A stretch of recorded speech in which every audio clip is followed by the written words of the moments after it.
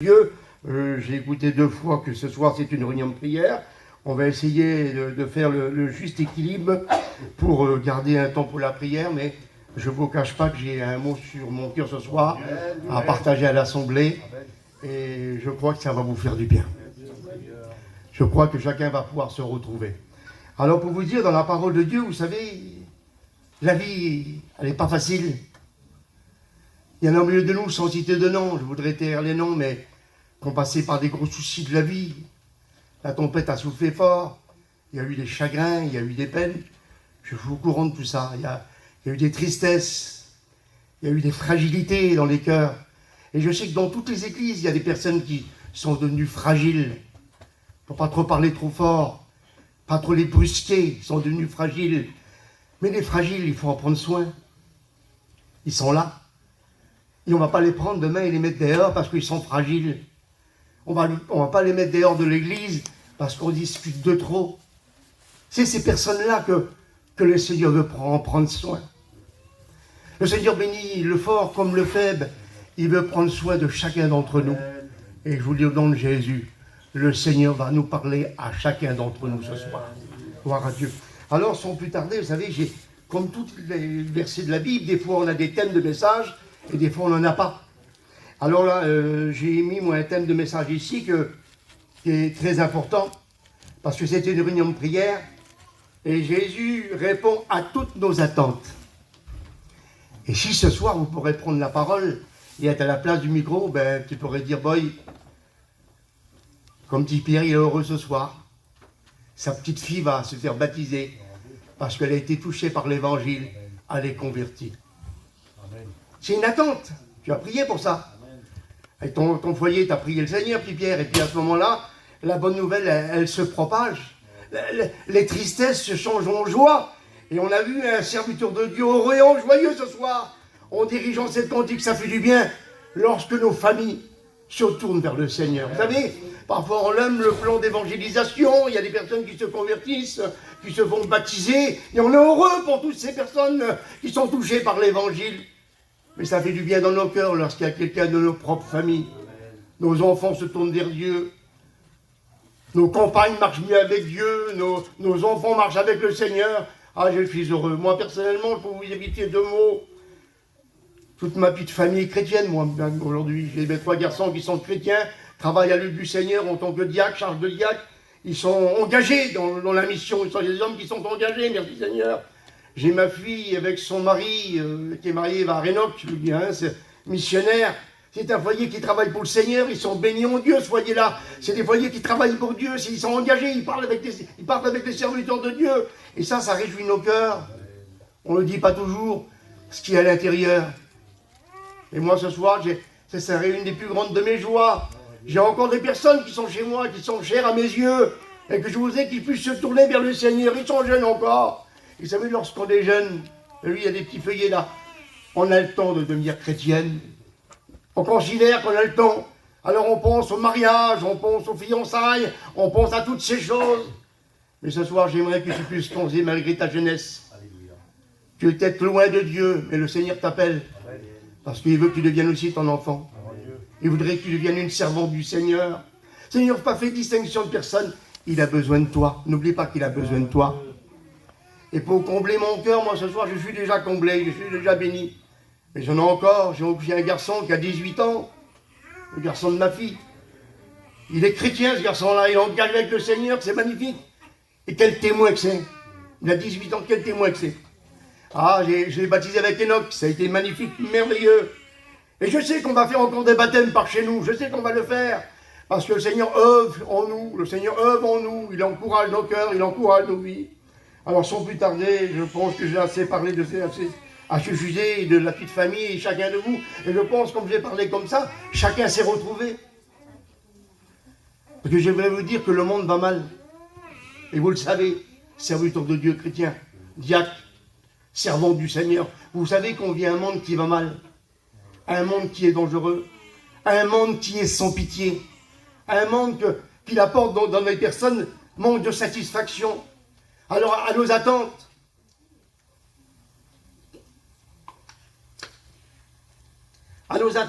et c'est vrai, ce soir, il est question de prière, Et dans Matthieu 6 et verset 6, je crois, il donne ce conseil. Et peut-être que tu le fais jusqu'à présent, il faudrait peut-être le faire encore une fois plus, ou alors peut-être que tu as peut-être négligé. Tu rentres plus dans la chambre, à genoux, pour prier pour les tiens, prier pour l'œuvre de Dieu, prier pour l'action missionnaire, prier pour la mission, prier pour vos responsables de pasteurs, prier pour tout cela, et peut-être qu'il y a quelque temps que tu rentres plus dans ta chambre, et peut-être que ce soir, en travers de la parole de Dieu, un renouveau va se manifester dans ton cœur, un nouveau désir va se manimer dans ton cœur, et de dire, Seigneur, oui, je vais reprendre l'endroit où j'étais auparavant, où je priais Dieu. Rappelez-vous de l'histoire de cette femme que son foyer allait se détruire. Vous avez vu cette femme, cette histoire. Cette femme-là, elle ne sait plus comment faire pour sauver son foyer. Son mari commence à fréquenter des mauvaises fréquentations. Il s'éloigne, c'est prêt au divorce, c'est prêt à la séparation, c'est prêt à des nouvelles choses qui se passent dans sa vie de cet homme. Et il y a des personnes qui se présentent devant lui. Et là, la cassure va se faire dans le mariage. Les cassures vont se faire. C'est prêt à la rupture, à la cassure, à la séparation. Mais elle rencontre sur son chemin une vieille sœur qui va l'inviter à prier, à chercher la face de Dieu. Elle va dire, chez toi, trouve-toi un endroit où tu vas pouvoir te mettre à genoux et prier pour ton mari. Et je vais prier, je vais t'aider dans la prière. Et cette femme, elle a commencé à prendre ses conseils. C'est dur au départ, c'est pas facile pour elle, parce qu'elle s'aperçoit qu'il rentre tard.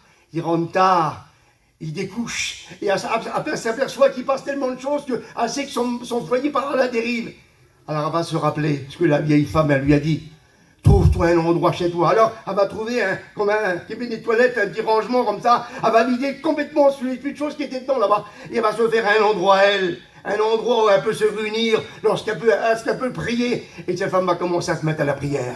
Pour lui dire que la prière, elle a une grande efficacité. Alors il va commencer à se mettre à prier, à chercher la face de Dieu. Et pour passer plus vite, cette femme-là, elle va emporter une grande victoire. Son mari va revenir. Et ils vont aller ensemble à l'église. Ils vont être là, ils vont revenir à l'église. Ils vont reprendre les éléments essentiels. Et peut-être que pour toi, peut-être que ton foyer va mal. Peut-être que ton foyer est devenu fragile. Peut-être que ton foyer est devenu avec plein de difficultés. Et tu aurais peut-être besoin de fouiller dans la camping. Seigneur, il y a ça qui gêne. Il y a plein d'endroits qui gênent là. J'ai essayé de faire dans mon placard. Je vais essayer de ranger un petit peu le linge. Je vais essayer de trouver un petit endroit. Mais je vais trouver cet endroit. Je vais me remettre à prier pour mon mari. Je vais me remettre à prier pour ma compagne qui n'est pas encore baptisée. Je vais me remettre encore à prier pour ma compagne qui a besoin de toi. Elle ne prie plus, elle vient à l'église. Je vais commencer par un point de départ. Parce que parfois on est prêt à ronchonner, vous avez vu, on crie, pourquoi tu viens pas à la réunion? Pourquoi tu viens plus à la réunion? Et pourquoi tu te convertis pas? Non, c'est pas la bonne tactique. La bonne tactique, c'est de se mettre à genoux. Amen. Et prier. Chercher la face de Dieu. Et alors après, on fera des exploits dans le Seigneur. Amen. Gloire à Dieu. Merci au Seigneur. Alors, la parole de Dieu nous dit dans 1 Jean chapitre 4 et verset 16, il dit, nous avons connu et cru dans l'amour de Dieu pour nous. L'amour de Dieu pour nous. Que c'est merveilleux l'amour de Dieu pour nous. Oh, vous savez, personne n'aurait pu miser sur nous. On était pécheurs, privés de la gloire de Dieu. Et s'il faudrait quelqu'un qui témoigne ici, vous avez peut-être dû nous écouter. C'était dévié, abravé, avec plein d'alcool, avec plein de tabac, plein de cigarettes. Et pour d'autres, on va aller plus loin parce que maintenant, c'est devenu tellement facile. Maintenant, on peut en parler aujourd'hui. Les jeunes savent de quoi que je cause aujourd'hui. Alors aujourd'hui, c'est les joints, c'est de la drogue dure, c'est ainsi de suite. Et alors, on s'en sort pas. Et vous avez vu, il y a des foyers, je le dis en passant, je dis une réunion de prière. Il y a des foyers, mes frères et mes sœurs, que moi je connais, et certainement que vous connaissez aussi. Il y a des foyers qui ont perdu leurs enfants. Ils ont perdu leurs enfants parce que les enfants, ils n'ont plus la main sur eux. Ils leur appartiennent plus. Les enfants ont changé de caractère, sont devenus agressifs. Il leur faut de l'argent, il leur faut des choses, du bien-être, il leur faut plein de choses là. Et là, il y a tout cela. Ils partent en voiture, ils viennent à des heures indues, on ne sait pas, ils portent des lunettes, on ne sait pas pourquoi ce qui se passe, mais ils font des choses qui n'est pas la gloire de Dieu. Et il y a des personnes qui ont perdu leurs enfants dans la vie spirituelle. Et je me rappelle de cette femme de la Bible, lorsqu'elle a rencontré l'homme de Dieu, elle a pu dire ces choses. Ah, Seigneur, oui. Qu'est-ce qui te reste à ta maison? Ah, il ne restait plus grand-chose. Et lorsque l'homme de Dieu lui pose la question, qu'est-ce qui te reste à la maison? Il ne reste plus grand-chose. Alors qu'on elle parle de plus grand-chose, elle pourrait dire, j'ai perdu la prière. J'ai perdu la joie de mon salut. J'ai perdu l'existence de mes enfants, je suis en train de les perdre, parce que les créanciers viennent, et ils viennent prendre mes enfants. pour le faire travailler parce que je suis en dette, je dois de l'argent et je n'ai pas les moyens de payer. Et rappelle-toi, j'aimerais te rappeler la mémoire, pour te sauver à toi, personne n'aurait pu payer. Mais le sang de Jésus t'a sauvé. Rappelle-toi de ça. C'est lui qui t'a sauvé. C'est lui qui t'a racheté. C'est lui qui t'a ramené à l'évangile. Et ce soir, tout n'est pas perdu. Tout n'est pas perdu. Et peut-être, je ne sais pas ce qui te manque, je ne sais pas ce qui te reste. Je ne sais pas ce qui te reste. Mais peut-être comme cette femme-là. Cette femme-là, il lui restait qu'un petit flacon d'huile. Pas grand-chose. Un petit flacon d'huile. Et toi, dans ton esprit, j'aimais que tu puisses réfléchir et dire ce qui reste, Seigneur, chez moi. Qu'est-ce qui reste de vie chrétienne en moi, Seigneur? Qu'est-ce qui reste en moi? Je ne sens plus ta présence. Je ne sens plus ton esprit, Seigneur. Seigneur, je ne suis plus touché par ta présence. J'ai plus de joie. Je me permets de faire des choses. Vous avez vu, aujourd'hui, je le dis parce qu'ici, on ne sommes à Rennes. Et à Paris, c'est pareil. On a les mêmes problèmes avec les chrétiens. Ça soit à Rennes, ça soit à Paris, ça soit à New York, ça soit où vous voulez, on a le même problème avec les chrétiens. Aujourd'hui, les chrétiens sont fait une vie religieuse adaptée à leur situation. C'est pas vrai, dit ouais? C'est comme ça. Alors aujourd'hui, on ne veut pas trop se donner pour Dieu parce qu'on veut trop donner pour le monde. C'est le commerce. Il faut le dire deux mots, mes frères. Il faut le dire la vérité. C'est l'engagement du travail. C'est l'engagement du travail. Et puis, mes sœurs, gentiment, je vous le dis, gentiment. Il y a des sœurs, vous, de la vérité, sont tellement exigeantes que les maris sont fatigués. Plus la force d'aller à la réunion. Plus la force de se mettre à genoux pour prier. Parce que les sœurs sont devenues trop exigeantes. Il faut certaines choses.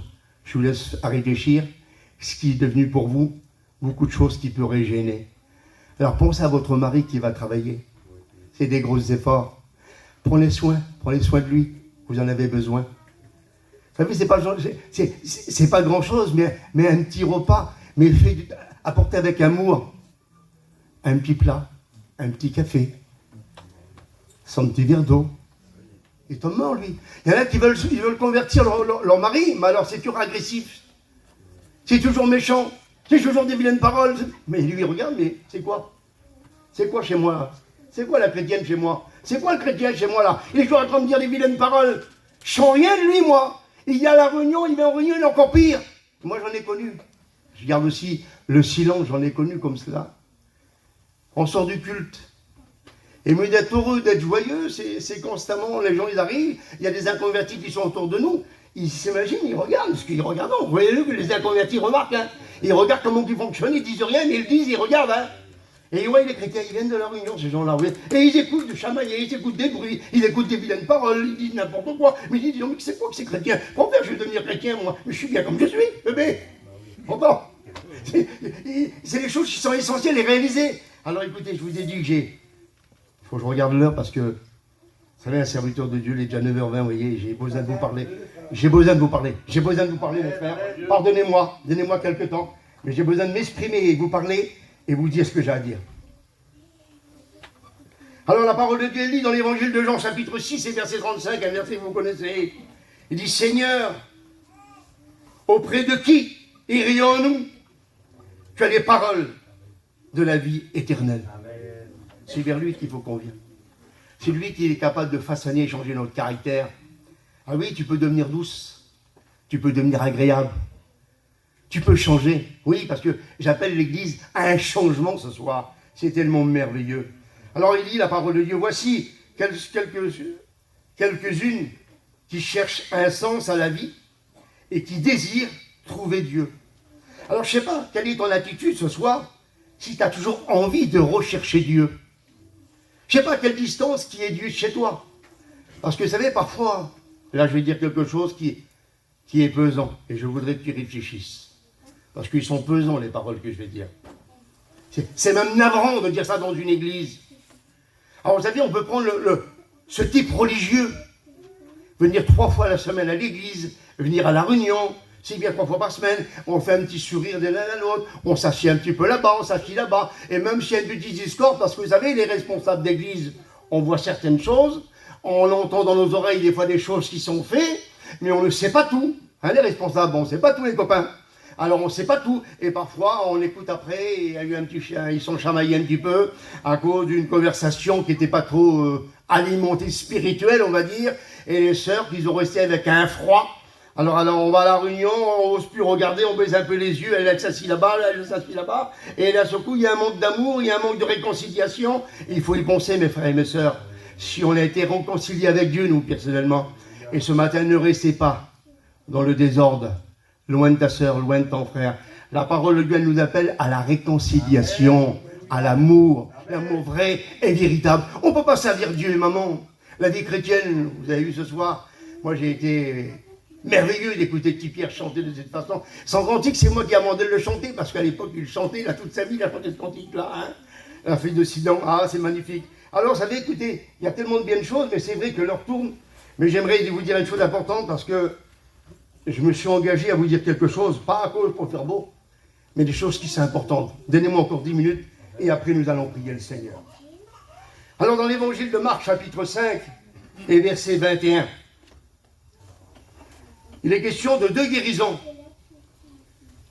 Au verset un peu plus loin, donc, il y a une femme qui a eu par plusieurs docteurs, plusieurs maladies, et elle a eu besoin de la grâce de Dieu. On va voir vite fait son parcours au ciel. Mais là, il y a un homme qui n'est pas n'importe qui. Un homme, Jésus, dans la barque, le regagna d'autres rives. Et beaucoup de gens s'assemblaient, l'autre rive. Et beaucoup de gens étaient assemblés près de lui. Il était au bord de la mer. Jésus, ses grands messages, les apportait souvent au bord de la mer. Alors il vient un des chefs de la synagogue nommé Jairus, qui ayant aperçu, se jeta à ses pieds et lui adressa cet instant de prière. Ma petite fille, elle est à l'extrémité, elle vient poser tes mains sur elle, afin qu'elle soit sauvée et qu'elle vive. Jésus s'en alla vers lui, et beaucoup de gens le suivaient et le pressaient. Je voudrais m'arrêter là, parce qu'après, sinon une deuxième histoire. Cet homme était chef de la synagogue. C'est un homme important. Un homme qu'on enviait, un homme qu'on remarquait, un homme qui n'avait pas le droit à l'erreur. On peut considérer comme un pasteur. Pasteur témoignage. Il était un juif, mais il était chef de synagogue. Et cet homme-là avait de la possibilité de faire travailler donc dans la synagogue des hommes que lui considérait que c'était des hommes pieux, des hommes qui travaillaient. Donc cet homme-là avait une activité. Il savait ce que c'était que la prière, il savait ce que c'était tous les récits de la loi. Il connaissait toutes ces choses, cet homme-là. Et pourtant, cet homme-là, chez lui, il y a un besoin. Ah oui, chez lui, il y a un besoin de cet homme-là. Il a besoin réellement, justement, de faire une expérience de plus. Pourtant, il connaît le Seigneur. Il a écouté parler de Jésus, parce que là, c'était la loi, lui. Hein. Lui, c'était la loi. Alors, la loi, elle représente cet homme comme un chef. Et vous savez, parfois, lorsqu'on est chef de synagogue, c'est pas facile à pouvoir s'abaisser. C'est pas facile, parfois, de venir s'humilier. Et cet homme, la parole de Dieu, elle vient se jeter aux pieds de Jésus. Parce qu'il s'aperçoit que là, c'est plus qu'une religion. C'est une puissance qui sort de lui. Il émane une puissance de l'Esprit de Dieu de Jésus. Et à ce moment-là, lorsqu'il va faire cette demande, l'histoire ne nous dit pas dans ce version, parce que vous savez, il y a les 4 évangiles.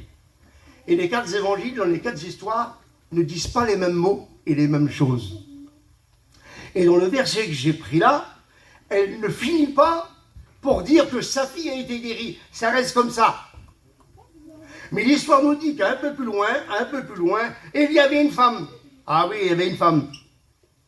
Écoutez bien ça. Il y avait une femme. Or, il y avait là une femme malade depuis 12 années. Elle avait beaucoup souffert. Et elle avait passé dans les mains de plusieurs médecins. Elle avait dépensé tout ce qu'elle possédait. Et elle avait éprouvé aucun soulagement. Mais elle était allée plutôt en exprimant, ayant entendu parler de Jésus. Elle vient autour de tous ces gens qui entouraient Jésus, pressé par tous les gens qui l'entouraient, par derrière, et elle toucha son vêtement. Car elle disait, si je pourrais seulement toucher le bord de son vêtement, je serai guéri. Cette femme, elle a mis toute sa confiance, sa foi. Elle avait dépensé tous ses biens. Et ce qui est merveilleux, aussi tant de gens qui étaient auprès de Jésus là, le Seigneur va s'arrêter un instant. Et là, la découverte, il dit, qui m'a touché? Et bien sûr, les disciples vont dire, si je puis seulement toucher le bord de son vêtement, je serai guéri.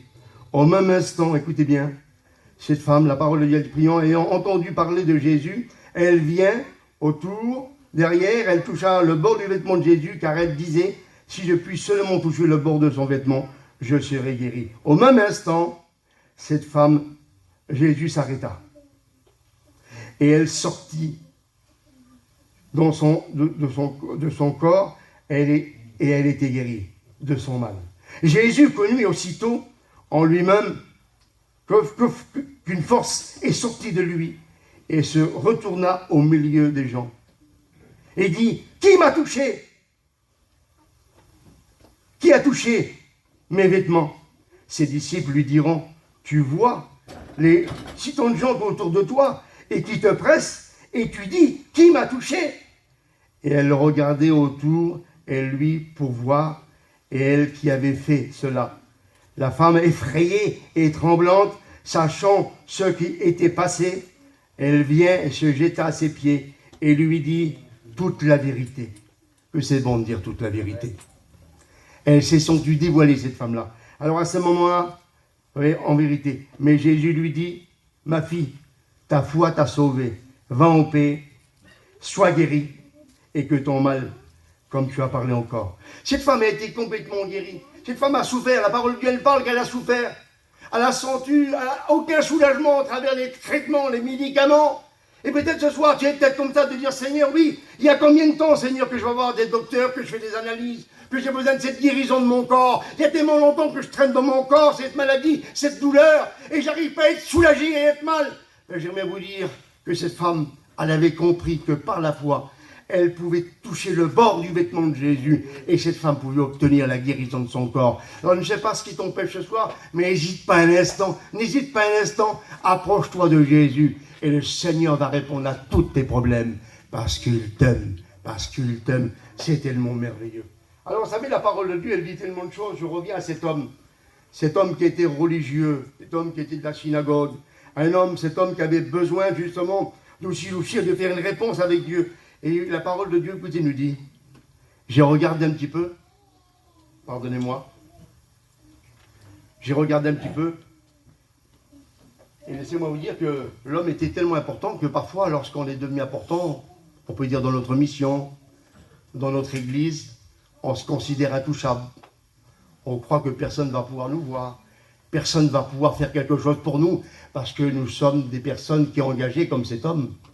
On connaît la loi. On ne peut plus rien nous apprendre. Vous avez vu aujourd'hui, on parle de la Bible à quelqu'un, on parle des choses, on ne peut plus rien nous apprendre maintenant.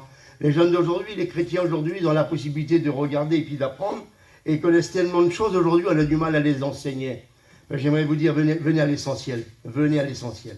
Alors la parole de Dieu, écoutez bien ce qu'elle dit, la parole de Dieu, c'est tellement merveilleux. C'était un homme qui avait un pouvoir, un homme qui était chef de la synagogue. C'était un homme qui avait une autorité. Et c'est lui qui avait le droit, justement, de faire lire l'un au l'autre. Et un jour, cette personne-là a invité Jésus dans la synagogue, apportant cette lecture. Et j'aimerais vous dire que le Seigneur, vous savez, lorsqu'il a décidé de prendre la parole, même s'il y a beaucoup de gens qui gênent, même si ce n'est pas facile, j'aimerais vous dire que lui, il va faire le nécessaire, parce qu'il a besoin de parler au peuple. Et il va accomplir la parole de Dieu. Oui, il répond à la parole de Dieu. Il répond à la parole de Dieu. Alors c'est tellement merveilleux la parole de Dieu. Écoutez bien. Ah oui. Le Seigneur va lire le texte. On va lui demander de lire le texte du rouleau du livre du prophète d'Ésaïe. Et lorsqu'il va faire la lecture, les gens l'ont écouté, s'attendant par exemple à une réforme. Ils vont s'attendre à vouloir avoir des choses meilleures. Oui. Chef de synagogue, c'était ainsi que Jésus de Nazareth sera invité. Des personnes pensant que livrer et à faire, la lecture d'Isaïe. Il se rendit à Nazareth, où il avait été élevé, selon la coutume et sa tradition, dans la synagogue, le jour du sabbat.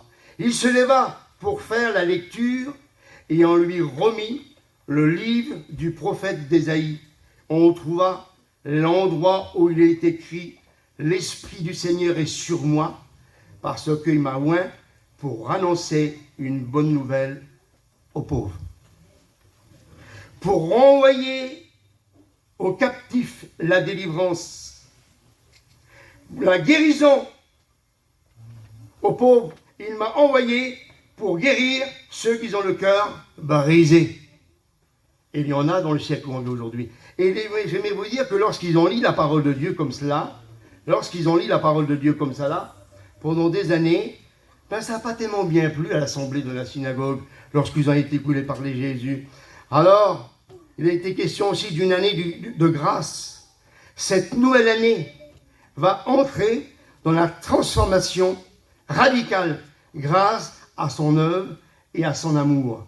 Avoir besoin d'aide. Je ne sais pas si ce soir tu as besoin d'aide, mais moi j'en ai besoin d'aide. J'ai besoin tous les jours du Seigneur. Moi, le Seigneur est actuellement est capable d'œuvrer dans mon cœur pendant des années, tous les jours. Il me surprend, le Seigneur. C'est lui qui est capable de façonner ma vie, c'est lui qui est capable de changer mon caractère, c'est lui qui m'encourage, c'est lui qui me donne la force de prier, c'est lui qui me donne la force de continuer à marcher malgré l'épreuve, malgré les difficultés. Ben, j'aimerais vous dire que dans ce monde, nous sommes dans un monde où les riches, écoutez bien, où les riches deviennent de plus riches en plus riches. Et on voit toutes ces grandes boutiques, tous ces grands magasins, tous ces grands buildings, toutes ces grandes choses. Ces gens-là ne sont pas pris par l'inflation de la vie. Ils deviennent de plus riches en plus riches. Et les pauvres deviennent de plus pauvres en plus pauvres. Mais la promesse de Jésus, écoutez bien, la promesse de Jésus, particulière pour ceux qui reconnaissent leur faiblesse, leurs blessures, leur pauvreté. J'aimerais vous dire que le Seigneur est capable de t'apporter de la richesse spirituelle. C'est ce qui compte. C'est ce que tu as besoin dans la vie chrétienne. Avoir de la richesse spirituelle. Aujourd'hui, j'aimerais vous dire, on vit à un monde aujourd'hui d'insatisfaction, où il y a les blessures. On se fait du mal. Nous sommes blessés. Nous sommes devenus, peut-être au milieu de nous, des personnes qui sont devenues fragiles et qui auraient peut-être besoin de la grâce de Dieu. Alors les gens ne sont pas prêts à reconnaître leurs besoins et réclamer de l'aide au Seigneur. Vers qui nous allons crier, mes frères? Il faut voir qui qu'on va crier, le Seigneur, mon cousin. S'il n'y a pas le Seigneur qui vient à notre aide, par qui qu'on va aller? Par un pasteur? Ici à Rennes, on écoute, vous savez, on a les oreilles, même à Paris chez nous. Hein. Je pense que les plus grands messagers, on les a écoutés lors d'aujourd'hui. Puis rien soit étonné. Et vous avez vu? Dites la vérité si je vous donne le micro ce soir. Je ne dis pas de nom, mais des grandes personnes dans notre mission qui ont la capacité, qu'ils ont reçu un langage, ça apporte de l'enseignement, ça apporte des études, ça apporte des choses de ça. Mais si dans tout ça, écoutez bien, si dans tout ça, tu as changé, tu as tout gagné. Si tout ça, ton foyer a été transformé, est né une nouvelle naissance, tu as été béni, gloire à Dieu.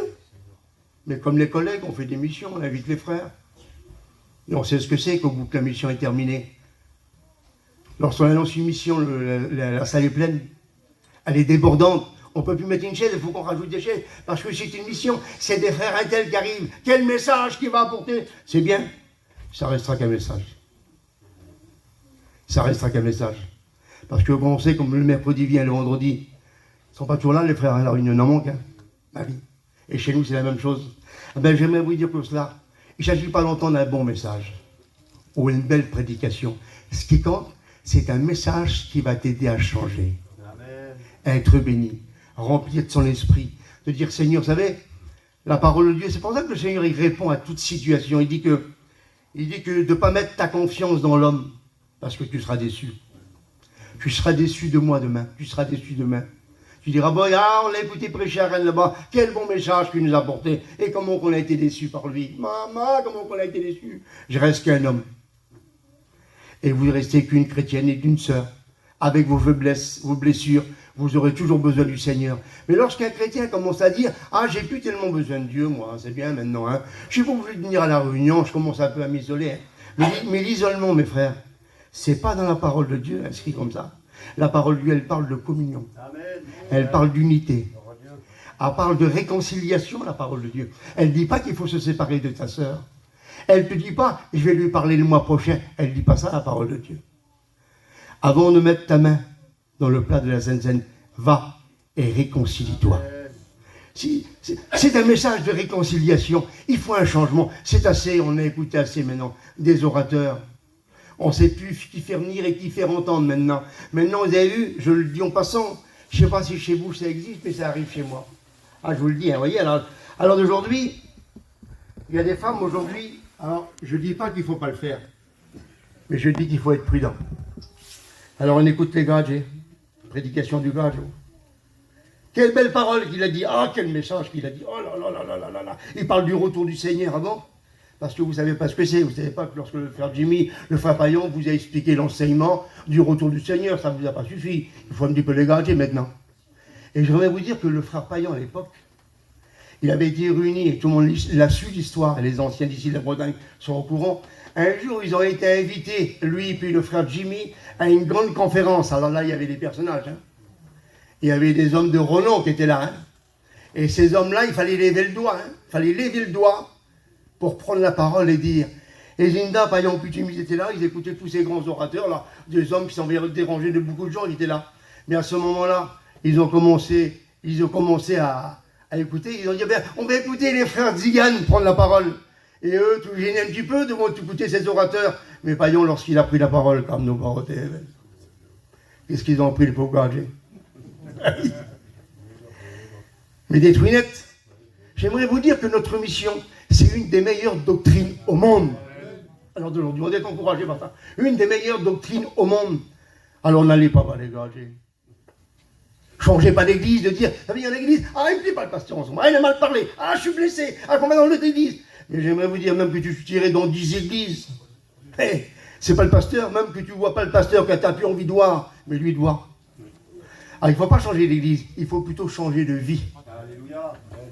Vous avez compris? Il faut plutôt changer de vie.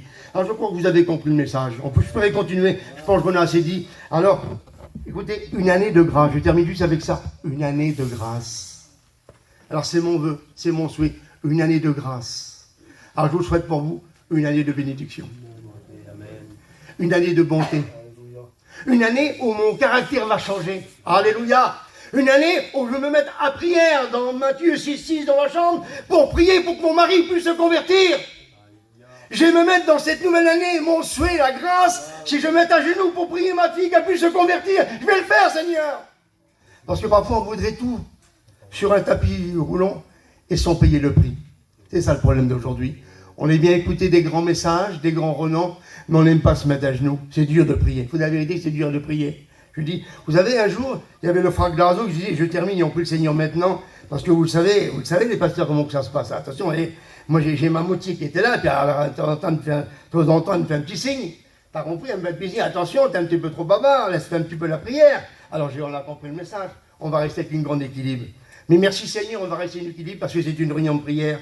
Alors à ce moment-là, oui, il y a des souhaits. Alors on va se mettre à genoux, on va prier le Seigneur, on va réclamer la grâce de Dieu. Et je souhaite de tout mon cœur que cette nouvelle année pour vous, ça soit une année de grâce, une année de bénédiction, que vos familles se convertissent, que vos enfants se convertissent, que vos fils se convertissent, que vos garçons sortent de la drogue et qu'ils soient complètement délivrés. Au nom du Seigneur, je vous invite à prier le Seigneur maintenant. On va passer un temps de prière ensemble. Notre Père,